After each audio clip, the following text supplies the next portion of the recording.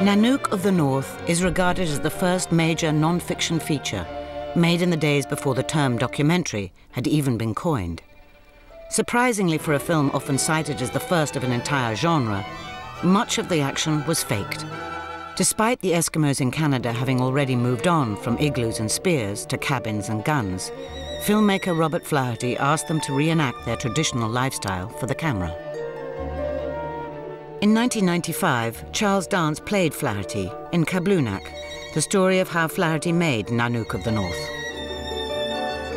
The way they slept, the way they ate, the way they hunted, the skills that they employed to survive in that part of the world.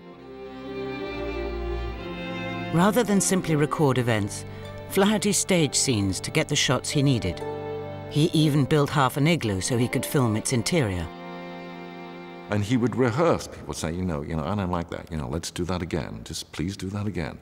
And he kept doing that so that when he got back into the cutting room, he had sufficient stuff that he could cut a scene the way he wanted it to look. What Flaherty did was he discovered how to make narrative out of footage that he'd filmed with quote-unquote real people. He uses close-ups, long shots, establishing shots. He actually shows us that the language of the documentary is the language of the mainstream fictional cinema.